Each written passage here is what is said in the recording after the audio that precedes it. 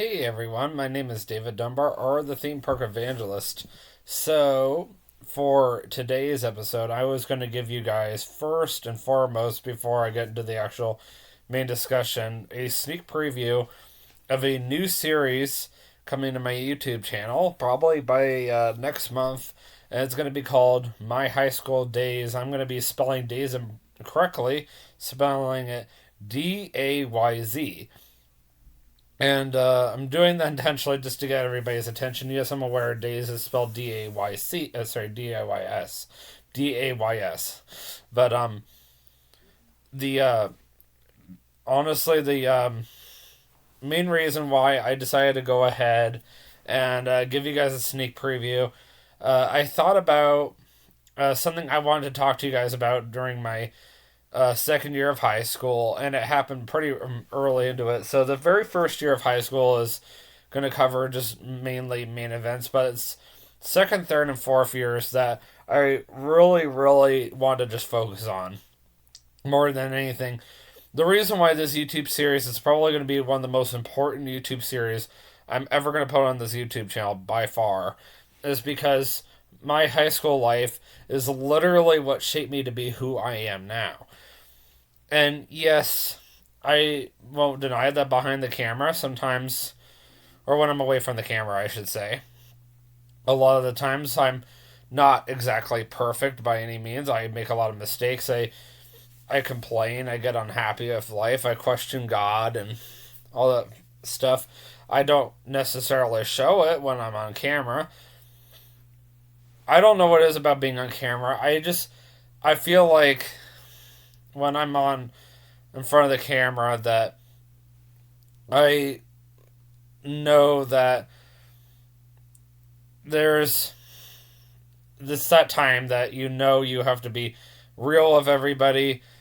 That yes, we do struggle with stuff, but when I speak, I want to be an encourager, and it's not always easy for me to do. And when I'm behind the camera, most of the time I'm by myself. Unless, of course, there's those times when I'm with TJ, which I'm normally just walking around theme parks anyway. And it's very hard for me to always be encouraging when I'm walking around the parks with him because we're literally just jumping from one thing to the next. When am I ever going to have time to just sit there like I am right now and give you encouragement? I mean, yeah, at the very end, I rephrase Philippians 4:13, but honestly, does that really mean anything? Like, how much of that does TJ even get out of it? I mean, that's between him and God, but anyway, the discussion I wanted to talk to you guys about was for my second year of high school. I feel like when I first started at Candlelight Christian Academy, that's when I really started seeing God working in my life for sure, and that's when I really started to figure out who I was. Well, before I get into this, first of all, you guys should know that I had been at that particular high school since um, early August, mid August of 2010 at this point. So, at this point, I've been with the same high school or I started at that high school particularly in 2010, and I have been going there for a couple of years at that particular point, and we're gonna jump ahead to late 2012. I know, seems kind of strange that I'm gonna jump ahead, but before I jump ahead to that point, I wanted to mention one more thing, and that is, I know I'm kind of confusing you guys. I'm promising I'm not gonna try to do that anymore. So when I was going to this particular high school, at one point I came into the sanctuary, which we kind of use as a multi-purpose room for the majority of our time there, and they were playing Monster by Skillet. Now, I've kind of talked about this before on my YouTube channel, but I'm going to go a little more into detail about why this is such a significant point in my life. So, I'm, literally listening to Skillet for the very first time ever. And this was probably a little over a decade ago. And I just really fell in love with the group, and that will help you guys understand where I'm coming to. So, fast forward to 2012. That's when they first. It was like we had literally just started the school year, and we were at chapel on a Wednesday. We always did chapel every single Wednesday morning, and they announced that we were going to go to Rock the Universe that fall, and that Skillet was going to be there, and a bunch of other bands. I don't remember who was there. And the other reason why I'm intentionally bringing up this story, I figured it was an appropriate story for quite a few reasons. Number one is the fact that Rock the Universe actually starts officially in 18 days.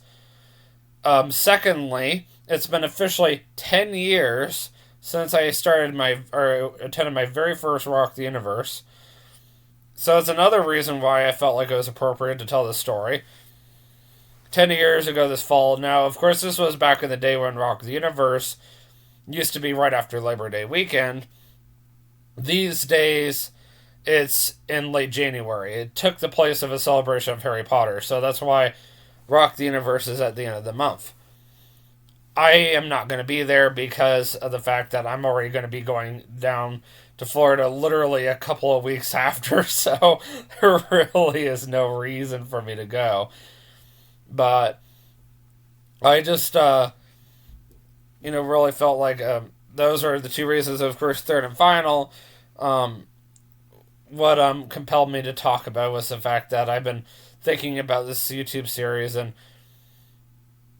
I really felt like of all the stories I want to talk about, this was probably one of the most powerful stories to talk about. So here we go. So the day finally arrived when we were going to Rock the Universe. My dad dropped me off at a McDonald's about 5 minutes away or so from both the school and my house, give or take. And honestly, at that time in my life, I legitimately saw myself as a loser. I've been dealing with disability since, like, pretty much my whole life, but I didn't really know I had them until I was 8, so right around 4th grade or so, which is actually when I started getting when I was being bullied the most. My disabilities were really, really, really bad when I was in 4th grade. Honestly, the worst of my disabilities back when I was in 4th grade, I had extremely bad Tourette's. Now, my Tourette's are very mild these days, but still, when I was in 4th grade, it was horrible. It was really horrible. And I was just being bullied beyond belief. So I literally spent a good chunk of my life thinking I was a loser. So when 2012 arrived, I'm just trying to think here. I was born in 1993. I was probably about 19 at the time. And I had just gotten hired at Publix supermarkets. I was actually set to start working at Publix supermarkets at the end of the month. So it's also been officially 10 years since, or about 10 years by the end of the year anyway. I'll do another YouTube video on that closer to September or so. Just talking about how it's been officially 10 years since I first started working. So hard to believe. Yes, I've been working for 10 years. Woo! That's where my whole career started, was at that Publix by Legoland, Florida. So here I am 10 years later working for the Ark Encounter. Kind of nice. So, I've come a long ways. You never know where God's going to have me next. I guess I just have to take it day by day. And sometimes, I ask myself, like, God, where do I really need to be? But back to the story. So,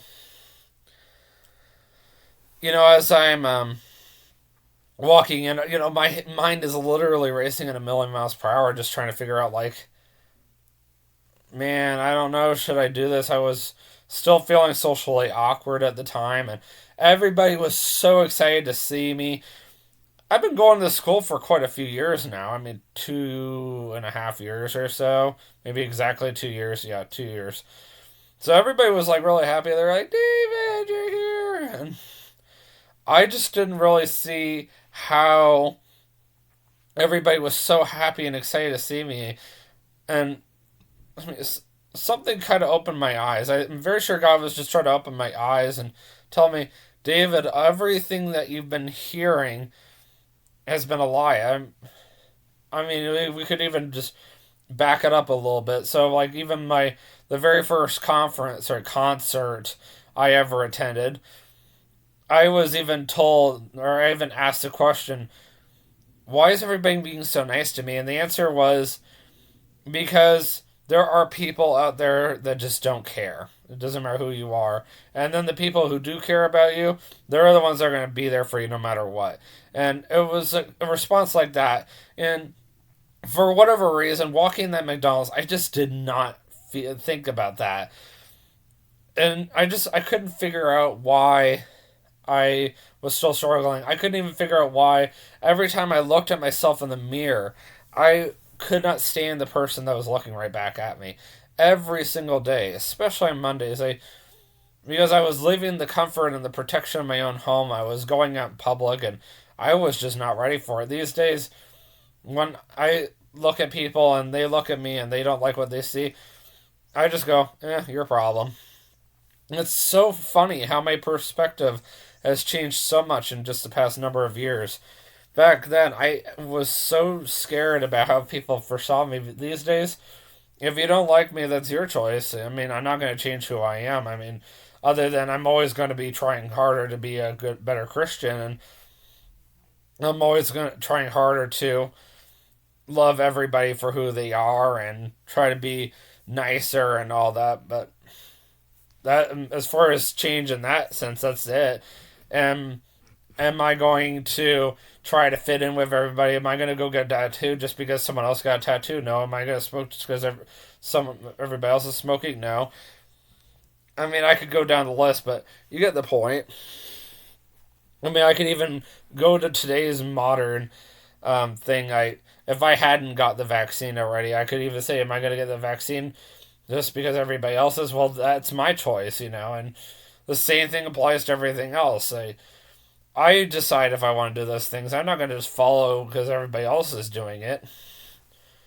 I mean, you could even go back to look at the Bible. Shack, and Benny, or Red Shack, Meshach, and Abednego, they they chose not to bow down to an idol. Just because everybody else was doing it doesn't mean they had to. Did it cost them potential death? Yes. One second. Sorry about that. Yes, potentially Radchak, Meshach, and Abednego could have died right then and there. However, though, God spared their life. And that's why they were still alive even after they walked out of the fire, because God went in there with them. And the reason why God spared their life is because they chose to obey instead of disobey. If they had disobeyed, well, first of all, they wouldn't have been thrown in there, but if the time ever did come for them to be thrown in there, guess what? God wouldn't have shown up. God would have been like, well, sorry. You guys weren't there when I needed you, so goodbye. But I'm using all these terminologies as an example of, we all make choices in life. We can, look at life from a certain perspective all we want, but at the end of the day, what we need to do is just keep improving our lives in, a biblical Christian way. So, that being said, let's fast forward to when we got to Universal. So, it was just a good time. We went on a lot of rides. We just hung out together. I still couldn't figure out why people were being so nice to me and being so understanding. And, when I mean, the highlight of the day obviously was, well, I shouldn't say obviously. The highlight of the day to me was not just the fact that all of us literally sat in front of the Hollywood Rip Ride rocket for at least 2 hours together, hoping that the rain will go away. Here's the funny thing about living in Central Florida: it could be sunny one minute, the next minute it could look like tornado weather. So that's something I've learned just living in Central Florida for 25 years, though. But the other highlight of the night was honestly just seeing Skillet in concert. I went up close, and if you've never attended a Skillet concert, you have no idea how passionate they are about their faith in God. Like, when they're in concert, John Cooper talks a lot about his faith in God, and I remember the very first time I saw them in concert, and they talked about Sick of It, and I probably will talk about that again if I ever talk about my Nia Joy 2013 experience. And John Cooper, and I've talked about this before, but I'm going to talk about it again. John Cooper said, I want everybody to raise up their hands like this. So go ahead and raise up your hands like this. You're probably looking at me like, what are you doing? And so everybody has something on their hands. I'll just go ahead and drop my hand for a second. Everybody's got depression. You might be struggling with pornography, or you might be struggling with some kind of addiction. You might be struggling with adultery. You might be struggling with lust. You might be struggling with obesity, like myself. Anything like that. Just go ahead and put up your hands and, repeat after me. Raise your hands if you're sick of it. Any of those things I just mentioned, raise your hands if you're sick of it. That's what John Cooper more or less is talking about in the song Sick of It. And sometimes when I'm really, really depressed, I need to go back and hear that song again, because I'm sick of a lot of things. I'm sick of depression quite often. And hearing that song helps me. And I cannot stress this enough. Not only did Candlelight Christian Academy introducing me to Skillet help me out a lot, but they were there so much for me. And sometimes I need to stop and think about it, because between my high school, just remembering everything that they've taught me, and all the Skillet songs that I got introduced to by them a decade ago, and just the fact that they got me so passionate about it, and that I'm still following Skillet to this day, I have no idea how I would have handled depression these days. There is a really black light part of my life in middle school I don't want to talk about. It's too dark for YouTube, but let's just put it this way. I think this is something else that everybody can relate to, and that's as far, or well, not everybody. This is something that I'm sure quite a bit of people can relate to. If you get really depressed, it could lead to this potential thing, and that's what I struggled with back in middle school, and who knows, it might have come around to haunt me again within the past decade. I mean, for crying out loud, it came back to haunt me again not too long ago. And, I pray and hope that when you get depressed, that you will turn to God and not turn to your worldly friends. You won't turn to those God-sized holes in your life, and that you will remember the story about the very first time I went to Rock the Universe, and just remember that there are people out there that are struggling with something in their life, and you're not alone, no matter how much you think you are. When I come back from downstairs, and probably in the next 20-30 minutes, I'm going to talk about my main discussion point for today. And I do apologize that I never did do a YouTube video yesterday. Turns out we ended up going bowling instead, so I'll see you guys in a little bit. And always remember, you can do all things through Christ who strengthens you. Have a great day. Peace out.